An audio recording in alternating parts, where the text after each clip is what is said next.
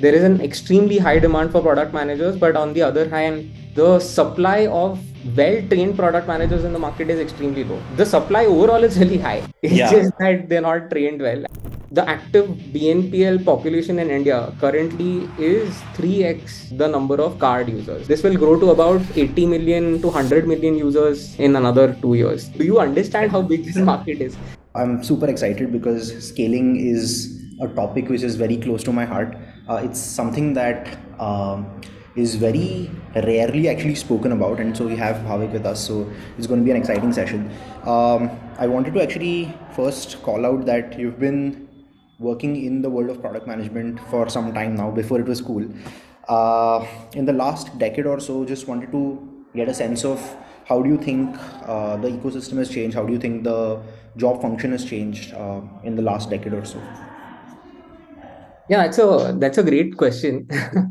And you're right. Actually, it's gone from being one of those support functions to suddenly being cool, right? Like people post MBA instead of picking up management consulting or investment banking are trying to become product managers.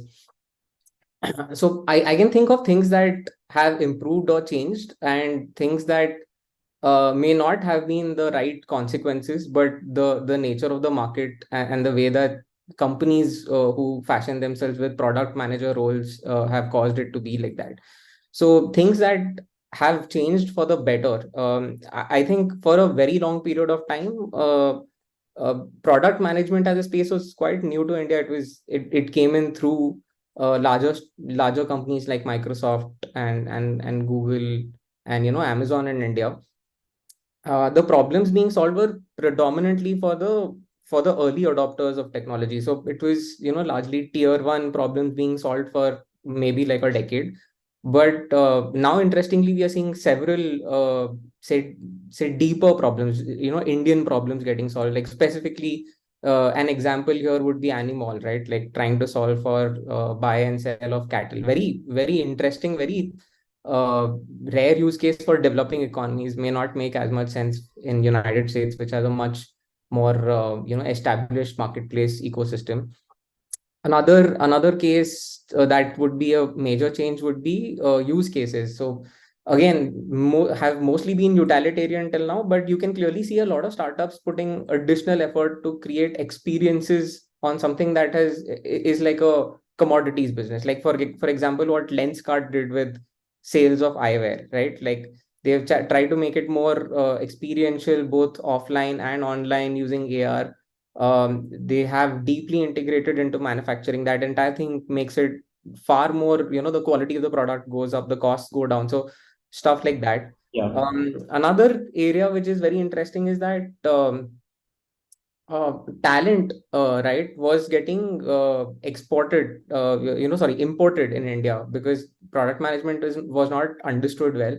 And suddenly, there's like a huge outflow of talent from India. And specifically, I'm not sure whether you all know this. I'll give you an example. I just happened to meet some, international courier providers, and I was talking about some place, and South Korea came up.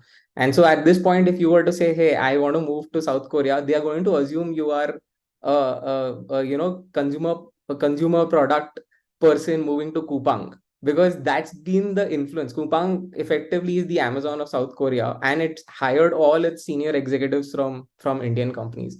Uh, Interesting. that's because the amount of expertise that Indian companies have built in commerce over the last decade.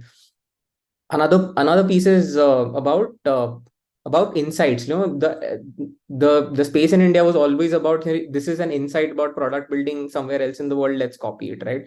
But you're seeing changes over there also. Example over here again is Paytm Soundbox, right? Like it worked amazingly well, and now almost all developing countries have picked this up as one of the Yeah. top starters. And the last is more organizational, because product management is so hard to define, right? It was always a part of overall operation. So it was a function which used to report to the CEO. You can see now very clearly that product reports directly to the CEO, right? And it provides a more strategic function in the company rather than an execution function. So that's been a huge change as well. So these have been all the major changes that's happened in the last decade or so. There have been some cons as well, by the way. Like for all the great stuff that's been an outcome of growth, I think the major negative has been the high pressure, right? So in most companies, product managers tend to be people who are focused on moving metrics only at all costs. So if you are not in the right ecosystem, with the right processes, with the right mentors, there is a very heavy chance that you're going to not learn as much, right? You're going to basically, and which is also showing up in hiring these days, by the way. There is an extremely high demand for product managers, but on the other hand, the supply of well trained product managers in the market is extremely low. The supply overall is really high. It's Yeah. just that they're not trained well, and that's an outcome of the growth pattern. But I think this would have been true for anywhere where consumer product startups, the ecosystem would have grown at a rapid pace. I'm pretty sure this would have happened in the Silicon Valley as well, and I'm pretty sure this would settle down in potentially another 5 to 10 years. Right. So, like other things, product management is also scaled as a job role and comes with it the pros and cons of it. So, let's talk about scale, which is sort of the main topic of our discussion today. Can you start by painting some broad strokes about scaling and what are PMs expected to do in a scaled organization? So that's interesting. First of all, scaling is not really like a known word. And this is not this. There is no real definition to it. There is, although people tend to define rapid growth as scaling, and there also there is like a difference in opinion on what rapid growth is, right? In my head, I think that the market itself grows at a certain pace, and if you grow significantly faster than the market, that would define scale, right? And alternately, if the market is not necessarily growing, but you are generating a deep penetration in the target addressable market, that would also necessarily qualify as scale. So there is no real definition over there. It's interesting though, matlab, when do companies or startups decide that hey, it's time to scale? Because scaling in most cases is deeply correlated to spending money for growth, right? Now, in some cases, spending money for growth can be subsidized by the nature of the business and the margins that exist in the business. Sometimes it can't, and that's the reason you see all of these news about companies who have revenues up, but losses about 5x that number and valuation about 50x that number. And then people are like, what the hell is happening, right? That's because we are currently highly underpenetrated in the digital space and in the offline space in terms of like infrastructure, and a lot of these companies are building up that infrastructure. So I think spending happens there. But if I had to like specifically define when would a company or a startup know that hey, now is the time to hit the accelerator, so I have a framework over there. It's a 5 point framework. Number one is retention, for obvious reasons, right? Like the idea for building most products is that you're trying to solve a problem. If you have solved that problem well enough, people would want to keep consuming your product. If it's not, they would not. And having a leaky bucket situation while you're trying to pump in money is a bad idea. So there, I think achieving product market fit for at least a couple of quarters. And the way that I would define product market fit is you have like a very clearly defined flattening retention curve, right? Where now you're seeing that people come in, a percentage of them retain, and they don't leave, right? And that being said, in spite of it, there is a lot of noise in the market about hey, my MAU or monthly transacting users or active users is increasing, etc. There is another metric that a lot of startups use. It's called, and even VCs use. It's called quick ratio. Effectively, quick ratio is the new and resurrected users in your ecosystem divided by the churned users. So if your quick ratio is more than one, it basically shows that you are effectively growing month on month or week on week or year on year. So those are the two indicators that hey, you have hit the PMF. The second point in this framework is efficient growth, sort of understanding. And what is efficient growth? You need to understand which channels work for your type of business, B2C or B2B. You need to understand what are the CAC outcomes for each channel, and not just CAC in isolation, but CAC, channel, and funnel efficiencies. You need to also know what is the throughput of each channel to like push velocity, and the headroom of each channel. Like some channels by definition have limited headrooms. So understanding all of this, if you feel that you have like say 80% understanding of how this works for your business or your category, is a good time to decide to start pump money. The third is economics. People it is very hard in the beginning to understand steady state economics, right? But if you have other parallel businesses in the country or in your market or in parallel markets, trying to understand how that would play out for your business, and then overall over a period of time, how does customer lifetime value for your business get built, right? That just having a model is a good guiding principle, that hey, I pour Yeah. money over here, 1 2 3 4 5 will happen, and the outcome would be positive, if not now, but in the next say 4 to 5 years. The fourth part of this framework is about understanding scale effects. Like scaling means nothing if you don't know what the outcomes are. And in most businesses, the business model itself might have deep implications from scale. Like for example, cost reduction. Like Yeah. some as you scale, you have economies which get you lower cost, or moat creation. Suddenly you have like access, you have blocked access to everyone for a particular set of resources. So Absolutely. if you have understanding over here, again, it creates a right story. And the last very obvious one is capital availability, right? Like if can your business model afford growth at that velocity, or is someone willing to bet that the interim growth, which is unsustainable, can be fashioned back into sustainable growth over a period of time. So Right. this is probably the model that I've either directly or used, or have used from somebody else trying to tell me to do this in the last many companies.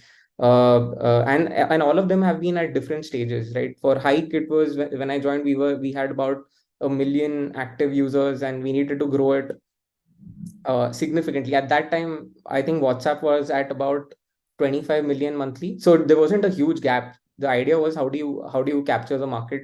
Dunzo was a different case. Swiggy and Zomato had captured significant market share and were significantly funded, but Dunzo was in a different category. Mm. So the idea was, can that category itself scale, or would there be some nuances? And then LazyPay has been a completely different case altogether. So yeah, I think that's the entire framework of sorts. I think the second part of your question was what can product managers specifically do here, which is interesting because in most companies, whenever I interview people or I talk to people, product managers, especially at the mid senior levels, find themselves at a disadvantage of being able to influence these decisions, right? The problem there really happens is that it's either someone else has not clarified to them what their job and role definition is, or they are not able to influence what their job role definition is. Mm. Basically, there is an understanding mismatch. Yeah. uh, Effectively, I would say I have boiled it down to three things. Number one, product managers own the product market fit, and what that means is that they truly own generating insights about who's the user, what exactly is the problem, how big is the market, is the solution the right solution, does it scale, is it something that is our core power as a company, etc., etc. And the reason the product manager is the right person to own this is because they talk to several people, and they are truly at the center of sort of like several stakeholders, which is the unique part, and therefore they have the biggest ability to create or sort of like generate these insights. um the second one is which is a fallacy in the way product managers understand their job, but if they understand it correctly, they do tremendously well. So product managers in most cases think that they are responsible for to come up with the answer, right? Mm. That it's not their responsibility, it is their responsibility to get the collective consciousness of the company to generate an answer, right? Mm. So and that can be done by creating democratized data access, right? Insight access, a lot of communications access.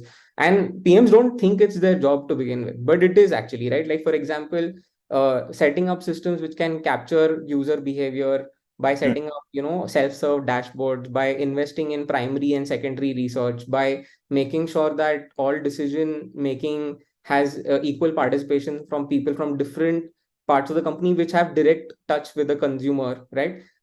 It might feel that this is an overhead, but it is incredibly powerful when there are multiple people thinking about the same problem from different lenses. So Right. that's the second thing that PMs are supposed to do, but generally don't understand that this is required of them. The third is that they need to be able to create this unadulterated feedback mechanism. This is very specific, right? Like, I think unadulterated is the main point here. Uh, there is a lot of, I mean, everybody who builds products builds sort of, conviction about the problem or the solution. It's very hard to disconnect yourself from it. And hearing negative feedback, whichever way it comes, internal or external, is not something that people are happy with. But the more that you can disconnect yourself and try to align yourself to the goal, the more likely is that you're going to uncover the core insight in the business. Right. So yeah, I think so. Meta, this is how I think of scaling. Yeah. Wow, there's just so much that you sort of shared right now. I'll try and summarize it as best as I've understood it. So essentially, you started off by saying that to be able to the decision point of understanding when to begin your PMF journey basically starts with you putting in some investment, and that investment sort of goes into so some capital needs to be deployed, and that capital is used in one of five different ways. First, you want to ensure that your retention, before you even begin the investment, you want to ensure that you don't have a leaky bucket, your retention metrics seem good. Second, you have a clear vision of efficient growth. You understand your channels and you understand which of those channels are going to which of those channels are actually going to sponsor the next set of your growth, and what sort of audience is it actually bringing in. Third, Exactly. once you have the users and once you have the retention, like, does your business model actually spin and generate some semblance of hope of a profit at some point in time. Fourth, as you get more people, what are the cost curves and what are the other curves going to look like in terms of um, utilization of existing resources, marginal costs that are added, and so on and so forth. And lastly, do you actually even have that capital to be able to deploy? Do people believe that this is actually something where the market is scaling, or you are able to capture a bigger chunk of the market share, which is essentially how you define scale to get started. Very interesting. So essentially, it's like a very holistic way of looking at it, almost as if you're evaluating a business yourself and then trying to sort of problem solve your way to ensure that all five of these things are in some alignment to be able to sort of move forward. And then I loved the second part as well, where you spoke about PM's own PMF. And I think actually, I'll just sort of first summarize what you spoke of and then probably dig deeper on that. So three things there: insights about the solution, market, scale, etc., and not having the answer yourself, but being able to facilitate the answer and sort of get buy-in and sort of ensure that you are sharing it wide and broad, so that enough people are able to problem solve on their own. And also, all of that works only if you have unadulterated feedback in the mix. So being able to facilitate that, I loved the statement PM's own PMF, because also at different junctures your PMF sort of changes. Like you have a Yeah. base PMF where you know that this is something that people want, but then does this actually scale? So you have a scaled PMF and then you have a profitable PMF. So a PM's journey at each juncture, and sort of being self-reflective enough to sort of change that and understand where you are in that journey, and in accordance build the mechanisms and systems to be able to facilitate that. That is a very interesting sort of overview way of thinking about how PMs could be looking at product market fit. um, okay, wow, where do I begin next? Uh, I see that in our audience, like, a lot of people today are between 0 to 3 years of experience. So at that sort of juncture in your career, often what ends up happening is that you feel like when the word scaling is used, you're either thinking about it in terms of tech infra that needs to scale, or in terms of like your acquisition channels that probably need scale. So you feel like the core fundamental product is already built, so there's nothing that is going to change over there, and it should just work. Like, you put in money on the top, you get users and everything else will work and profits will follow. But typically that doesn't end up being the case. As you scale, the core also ends up changing. So maybe you could touch a little bit on that, and then we'll sort of go back to our discussion on the broad strokes that you painted. Yeah, so there is this format that I've fashioned for myself, which seems to work for me. I'm currently in the process of testing it out with other people.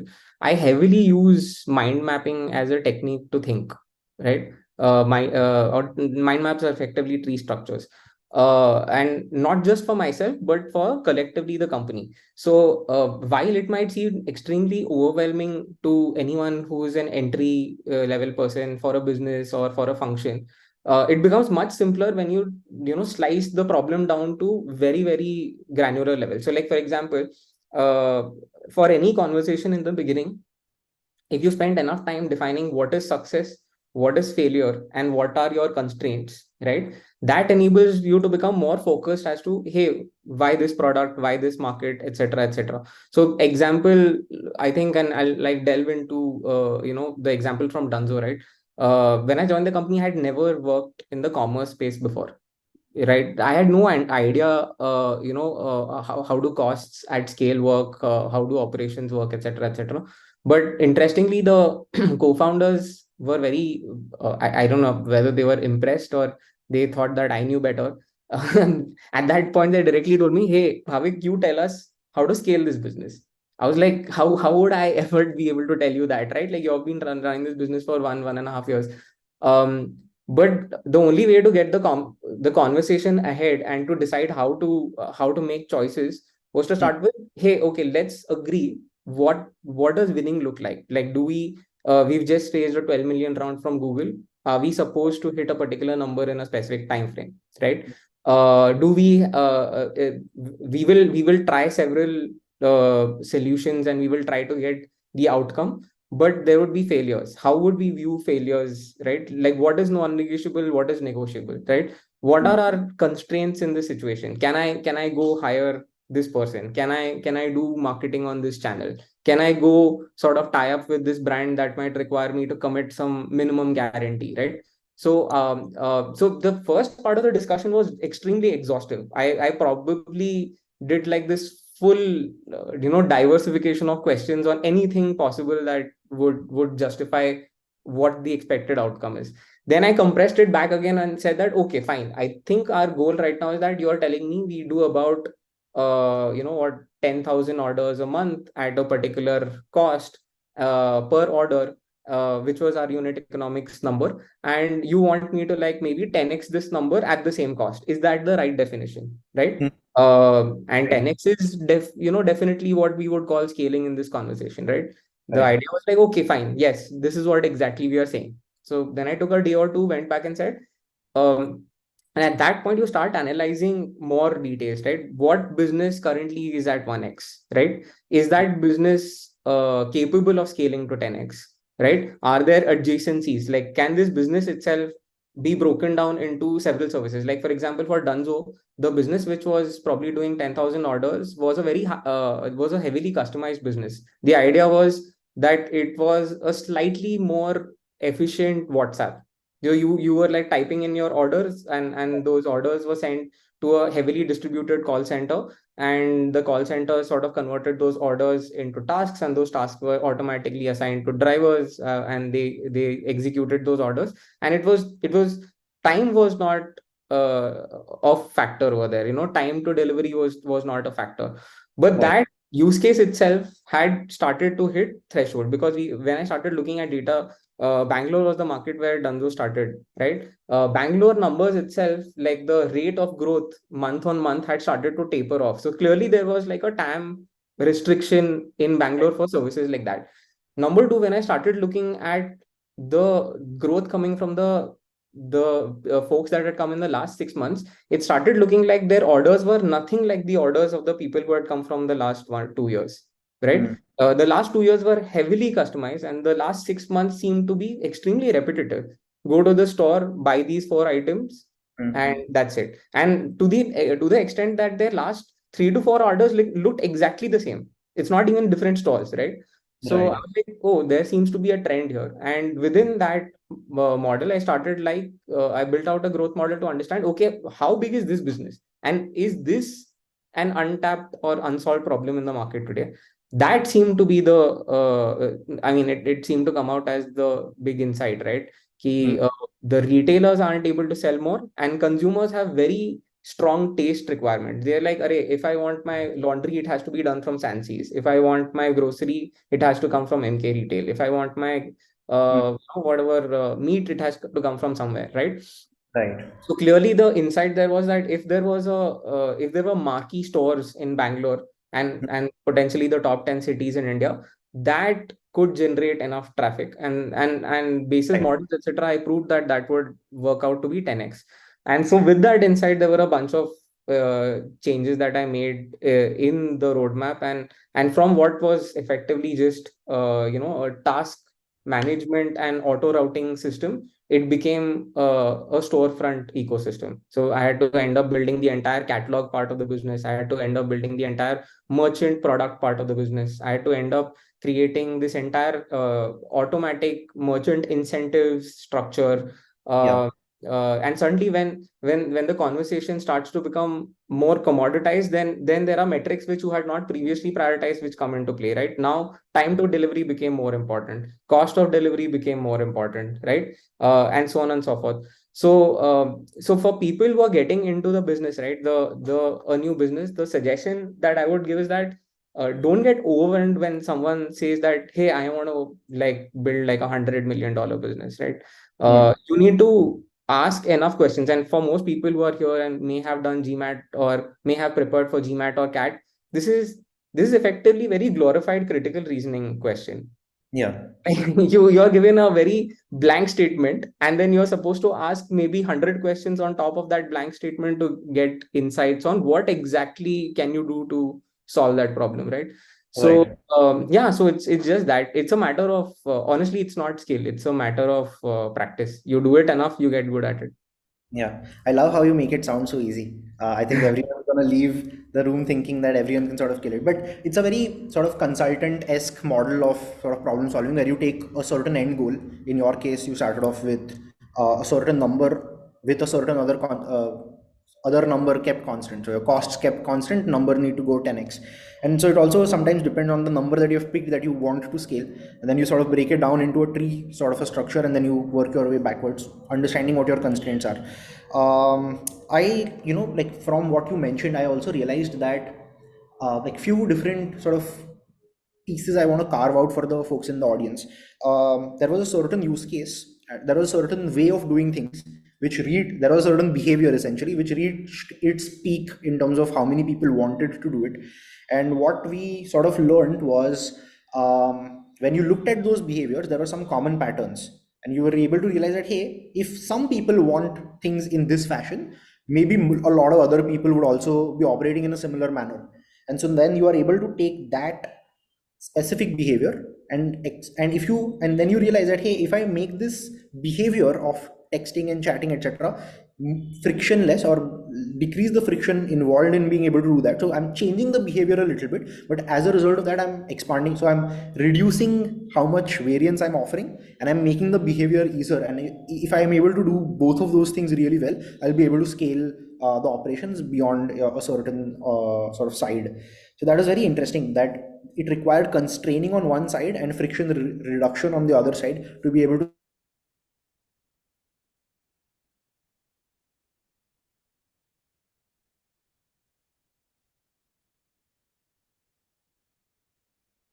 I think Aditya is stuck. Yeah, for a moment I thought it was me. Somebody's saying good pout. Good about. We would give him a minute to join back. What gives us confidence for it to continue? Aditya, we lost you for some 30 seconds. It would be great if you could repeat. Uh, Yeah, uh, I think he was in a monologue. I doubt he can repeat. I don't know what you guys ended up missing, but basically I was just sort of again for my own understanding crystallizing everything that Bhavik just spoke of, and mainly I was talking about how it required both reduction in terms of variance of what is possible, as well as friction reduction in the behavior of the user to be able to sort of make it 10x more, for 10x more people to sort of do that operation. Yeah. And and this problem, right, can happen to a lot of product managers at different levels. So in my case, because I had joined for a very strategic role, I was supposed to solve the 10x or a 100x problem. I literally, like the day I joined, Kabir told me that, अरे अपन 10,000 कर रहे हैं, मेरे को 5 million order करना है, which is 50 lakh. I was like, what? है ना? This is not even in the ballpark of like what would you call scaling. This is like avalanche. But for most cases, this might not be where people are making decisions. In that, right, you need to find the right segue. Even in this decision, for example, the segue that I had created just to make sure that I am also fully bought in was that I created a module on the top of the page, which was your past orders, one click repeat. I was trying to make a point है ना कि यार लोग same चीज करते हैं, and तुमने अगर सेम चीज को फ्रंट एंड सेंटर कर दिया, I will show you that this will lead to higher frequency and higher GMV. And it did, right? So this became another point that I sort of like added in my sort of theory that, hey, this business would work, right? Right. There's also small experiments being done to be able to validate that core insight and hypothesis that, hey, this is what is going to happen. And once you have enough conviction and you're able to get buy-in of everyone involved, is when you sort of go out and then make that switch from there. Correct. So now that this switch happens from the original behavior to the somewhat of a new behavior, and you have 10x more number of orders happening, does that result into change of the target audience that you're looking at, be it at Dunzo or at LazyPay? Does scale bring in new set of audiences and hence open up new use cases? No, absolutely. So at Dunzo itself, we went through so many different versions of product market fit levels, right? And that was largely because at different points in the company, different metrics were important at the top, right? And those metrics important at the top are largely driven by constraints. And this is one of the things that I'm just calling it out here because there's a lot of early PMs. Is a lot of cause for pain for early PMs because they do not internalize the fact that business at the end is has to live with constraints, right? There are no ideal situations, and sometimes when they think something is right and it's not happening, they tend to get extremely sad or depressed, right? In this particular case, the constraint was that this is a commerce business. Commerce businesses have two major costs, right? Cost of at least the marketplace part of the commerce business, cost of getting more people on board, so marketing costs, and costs of making deliveries, so delivery costs, right? If you can find a business model which sort of mitigates both costs, right, that is like the golden play that everybody wants to make. The problem is that the constraint over here was the understanding. We had an understanding this commerce play makes a lot of sense where your demand and supply match each other at a particular scale. We had done our market modeling to understand that, right? To that extent that we had I had gone down and sort of broken down Bangalore into 42 different geofences, and then try to like model each geofence and see that, hey, does this geofence give us the right ROI, right? Like what is the cost per order, or what is the profit per order, right? What is the scale that we can run at that scale? What is the ETA for each of these deliveries, right? What is the repeat rates? What are our retention cohorts looking like? What I realized after a while is that within those 42 geofences, if I just looked at growth metrics and I just looked at retention metrics, like more than 50-60% fences sort of like made it. As soon as I put a third constraint, which was, is this economically sustainable?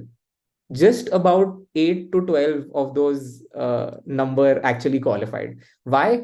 Because for me to like claw back all the costs, and many of these costs are categorized at different contribution margin levels. I'm sorry, a lot of this jargon might like not stay well if you have not like worked in businesses or looked at balance sheets, but you qualify different contribution margins purely because you want to be able to for the sake of raising money or telling your retail markets how you're performing, create objectivity. Otherwise, it might feel like 99% of the businesses in the market are going south, right?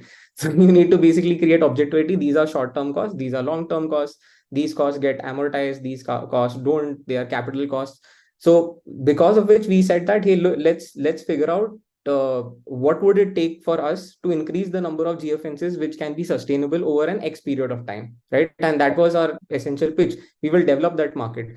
And within that pitch, the idea to do dark stores had come out even back there in like to 2017, 2018, because it Yeah. was very clear, right? The idea was you need to hit scale, you need to be reliable in your deliveries, and the quality of the product needs to be very high. This is almost impossible to do in a marketplace model, right?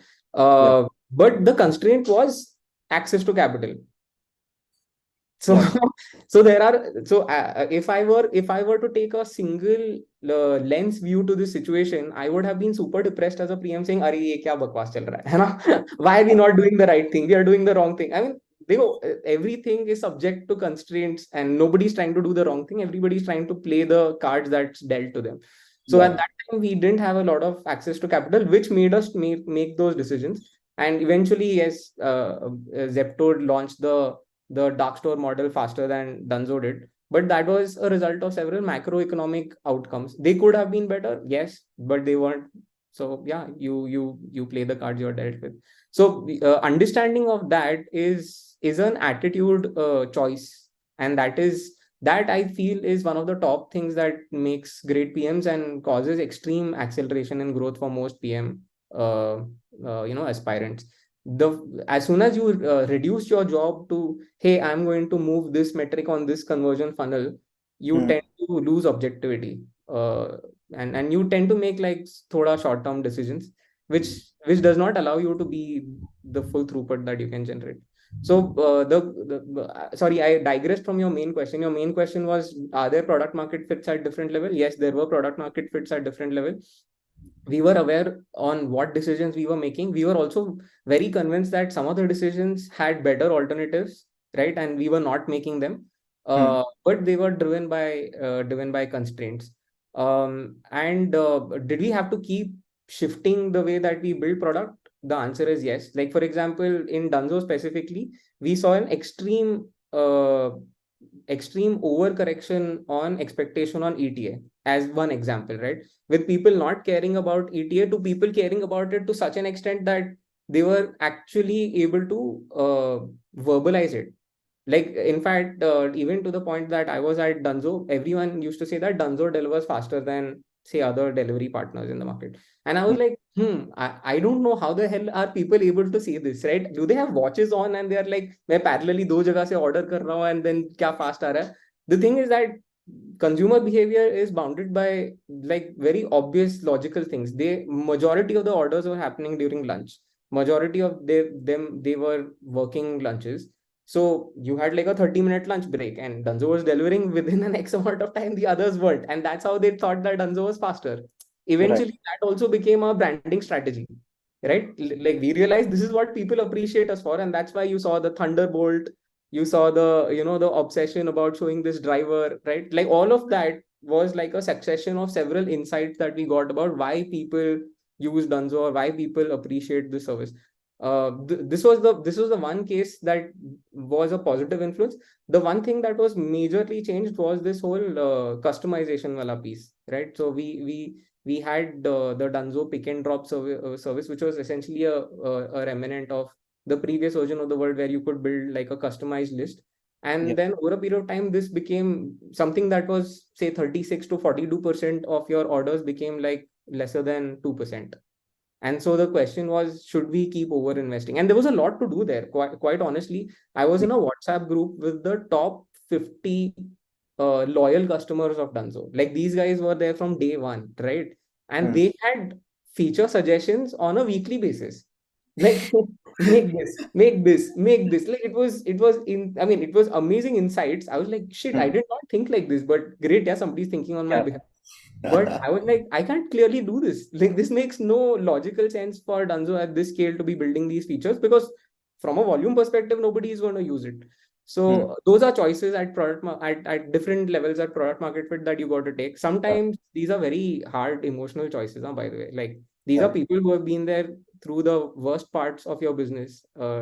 Making if when they are unhappy and if by chance they leave or churn from your business, man, it causes quite ripples across the company. Yeah, I can imagine. The most vocal customers often have the most interesting feedback, but might not be applicable to everyone in the mix. You have been mentioning the word constraints throughout our discussion. I would love to know how one goes about identifying constraints, or are those just delivered to you? And what would you say are like big constraints in LazyPay's growth journey? Yeah. So how do you identify constraints? That's one part. What I called out on how that conversation sort of happened with Kabir and others at Dunzo, right? Which was Hmm. exactly what happened again at LazyPay. And so interestingly, and luckily in my career, I've been put in those jumps which have like changed the fundamental way of looking at a metric. At high, it was clearly, hey, our engagement metric, which at that point was defined as DAU by MAU is X, increase it to Y, right? And so we had to come out with all creative ways of people consuming our product every day. So, and at that point, our DAU by MAU was like about 45 ish percent, and my goal was to take it to like 70%. So I had to come up with very engaging features, right? So by the that was like sort of like big sky thinking, but in a different way. Here, like I told you, the goal was we are doing 10,000 orders, we need to do like 2-3 million orders, right? So it was, and you have like constraints on cost, you have constraints on operational challenges, you have constraints on and operational challenges can be like, for example, how many delivery partners are available in a city. This is not a metric that you can just pump money and increase. if and it actually happened in Bangalore, right? Like between all the delivery partners combined, we exhausted the number of delivery hours that, and this was like the heydays of pre-COVID, right? Hmm. And suddenly we started making calls like, hey, let's drive to Chikmagalur, to Ramnagara, etc., and then find people who are driving autos and give them a better and get them to come in the city and get them better livelihood. I mean, you have to think outside the box here, right? uh, Yeah.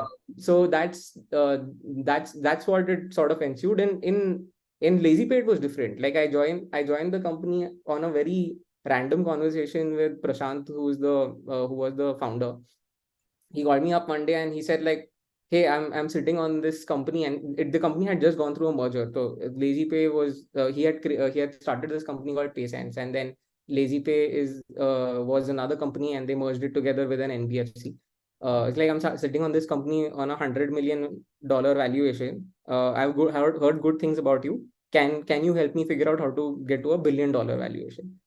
So I was like, this is the next level of ambiguity. I'm like, how am I supposed to understand how to 10x valuation, right? So at that point, I think this entire process of mind mapping just, I mean, if you follow it to down to the T, and I know this is like a short session, and I can't obviously cover how I do it. I've done it in several sessions and with GrowthX and other people.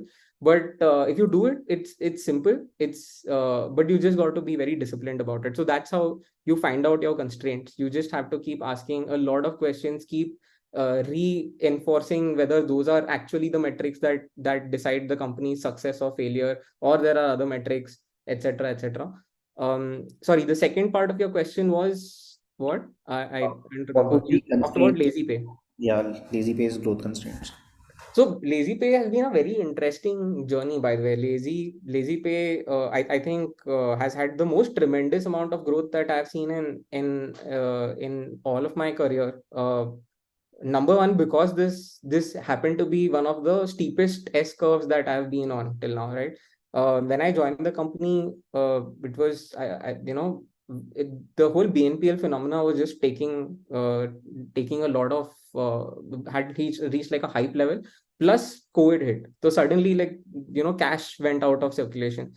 I'll give you some numbers. They are quite mind-boggling. From 2019 to 23, the percentage of personal loans in the country, specifically which are under 10,000 rupees, which we call like one way or another BNPL, grew from 30% to almost 65%.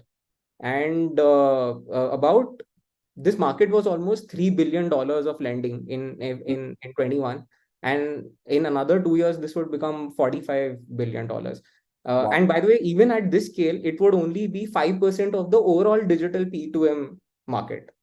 So you can clearly see that whenever I get questions from people, when I go, "Oh, you're doing LazyPay, but somebody else is also doing it, and then what? Why do you think this is cool?" I'm like, "Dude, do you understand how big this market is? If I just stick to doing what I'm doing, I will kill it, right? I don't even need to innovate." Yeah. So, like for example, the active BNPL population in India currently is 3x the number of card users. Oh, Yeah. So, and this itself is growing as a massive pace, right? This right. will grow to about 80 million to 100 million users in another 2 years. So, interestingly, when I joined, again the same stuff ensued, right? Like the Patience was a short-term personal loan business, and because of loan holidays and moratoriums enforced by the government, right? Because people lost jobs, Yeah. so lending companies can't enforce saying, "Give me my money back." I don't have a way. Like people would like end up like uh, you know committing suicide, etc. So a lot of lending companies lost money, so we had to completely rethink our PMF from scratch, because one complete company died like in a matter of 2 months, right? Right. Right. So from there, which was like double digit losses in millions, right? In about 3 years, what we have done is something that I truly think is quite spectacular, even if I may say so. From about 100K users, we grew to about 8 million, out of which about 3.5 million are active. From about 200 crores of originations per year, we've grown to about 8,000 crores. And the last year, I think March 2023, I can't quote the exact number, but we have crossed three-digit million-dollar revenue, not two, three-digit, and we are positive PAT on it. So now we are profitable as a company, which is also super rare in the startup ecosystem. And all of this has happened because we stuck to the basics. The basics of lending are two or three things. Number one, you really got to be able to underwrite well. You need to understand how people are given access to capital, and you need to understand how you can recover that capital. And there, I think we spent like an insane amount of time challenging the norms. Like for example, we have created like a 4-layer underwriting stack. One advantage that we had in this whole process of having a group entity with PayU was access to the payment gateway data. So our Right. base stack is based on the payment gateway data. Our second stack is based on the bureau data, the credit bureaus. Our third stack is based on the merchant data. LazyPay is directly integrated into like several different merchants, and Right. interestingly, at places which are even before the payment page. So I sort of know what's in your basket even if you don't use LazyPay to buy it. Interesting. So and finally, we created this really interesting model. We call it the graph model. The idea was very simple. We sat down one day and we were thinking, hey, in the credit world and in the fraud world, do you think that birds of same feather flock together?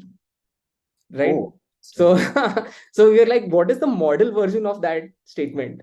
And Right. effectively, over a period of time, we sort of got address books of a lot of people. Right. Last I checked, it was almost 350 million, and we overlaid all transactions, repayments, delinquencies, etc., data, and that enabled us to sort of like very finely create segments, and eventually when we I mean so idea was not that you grow your underwriting from X to Y. It's always X plus delta 1 X, delta 2 X, delta 3 X, and you got to like test. So in the credit world, you have to rapidly do fundamental risk tests. Like you believe that the loss rates on this base will be X, you have to test it, and every test runs a long duration, because for most cases 90 days is like a benchmark on which you measure delinquencies for short-term personal loans, and for many Right. others it's much longer. So for 3 years we've been like non-stop running crazy number of tests, and in fact this is in the public domain, so I can mention it.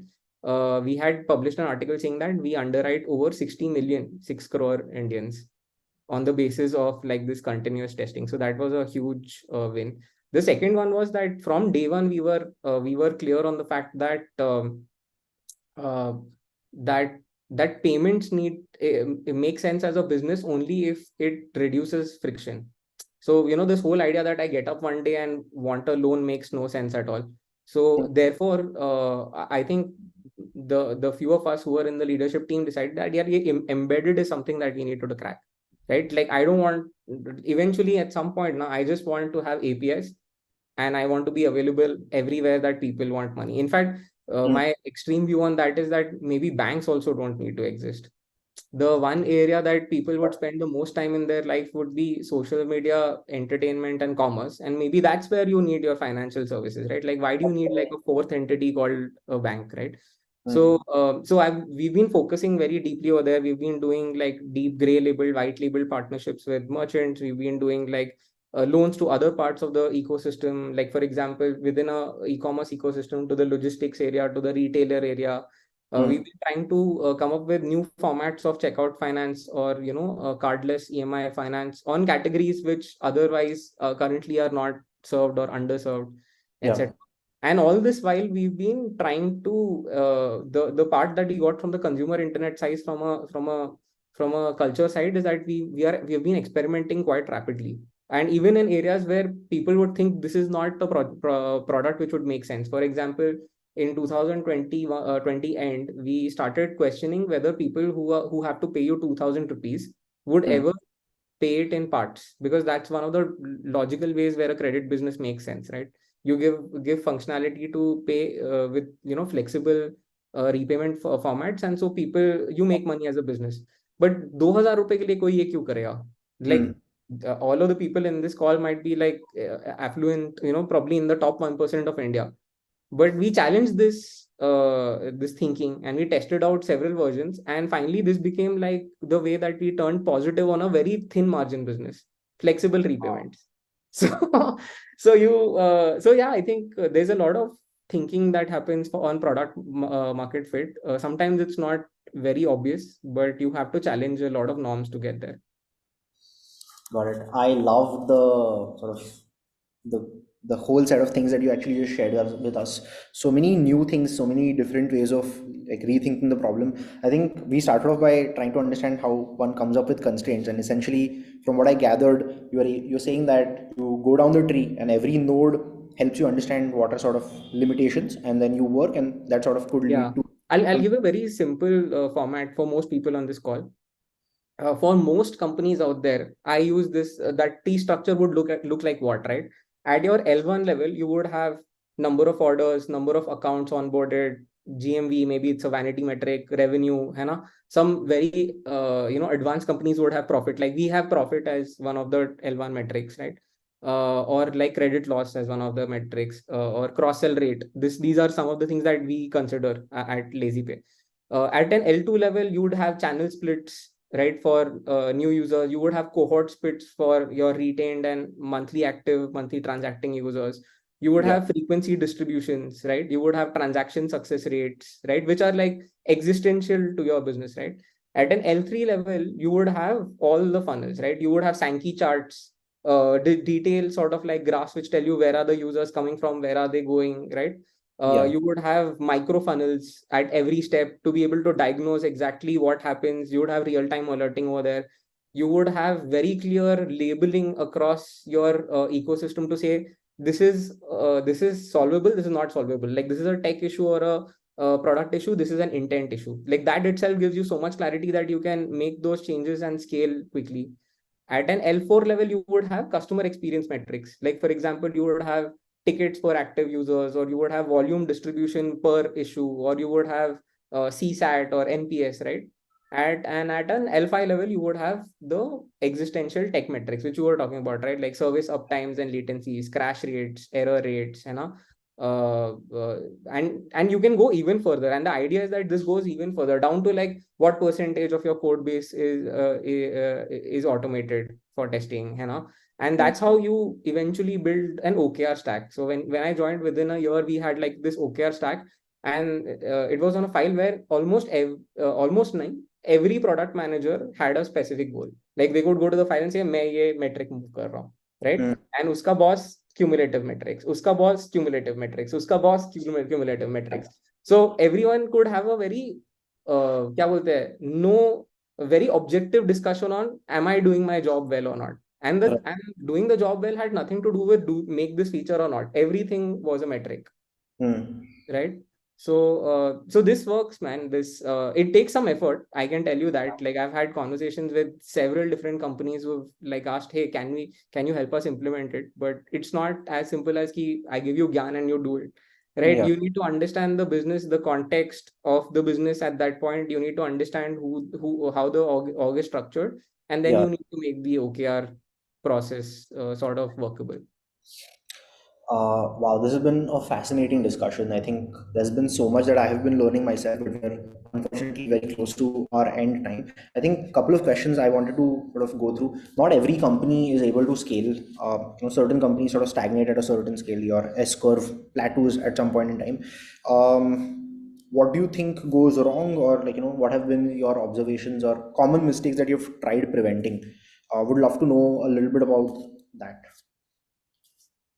So let's take some examples, right? Like when you say, I mentioned this, right? Like you also mentioned that product market fit or scale changes definition over a period of time. So let's take the case of say Grow. They sort of made an entire category out of mutual fund investing in India. Yeah. Uh, they are one of the top three who drive volumes into mutual fund investing directly on the retailer side. Yeah. But they sort of stagnated in the sense that even though that business was by volume growing, their business was starting to become unviable. Like, Hmm. and it makes no sense. Like, I am growing, but this business is starting to make no sense to either me or my investors and shareholders, right? So they Hmm. had to figure out, and there was no way that the mutual fund business itself could, like, the idea initially was that theek hai, at some scale it would start to like throw out profits, etc. But you're also growing your stack, you're growing your people, you're growing your marketing budget, and sometimes, yes, it's true, sometimes it's not true. And even in places that it's true, your margins are so thin that your business does not make sense in public markets. If that is and that's the goal for almost everyone who's Right. building companies. So the parallel moves into the adjacencies. Like the adjacencies was, should we now graduate people from early investing, which is mutual funds, to late investing, which is public market stocks, or futures and options derivatives, right? And should we move into sort of solving their needs with access to cash, right? Lending, for example, and different formats of lending. Now they have taken like the third angle, and they are trying to solve transactions also.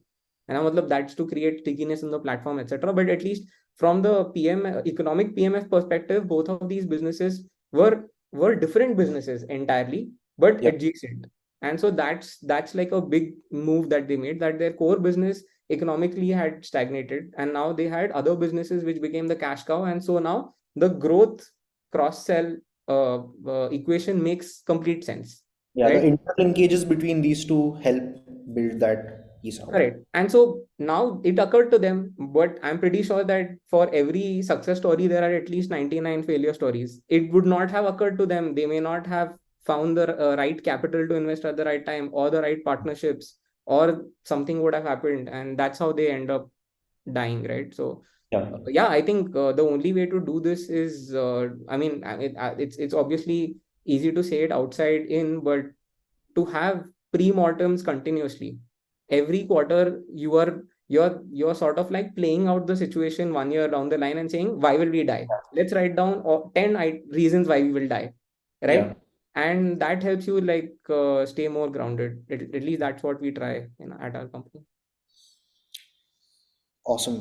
I think there's been so much that we've learned, and we would love to continue learning from you. But we have unfortunately come to the end of our discussion. Thank you so much, Bhavik. I've been taking notes, and there's like a ton of stuff that I've sort of jotted down. There's already a demand for a part two for a session with. So we'll probably try and make that happen. Thank you so much for taking out your time as well on Saturday, and thank you everyone else for joining in. Thanks a lot, guys. See you around. Bye bye.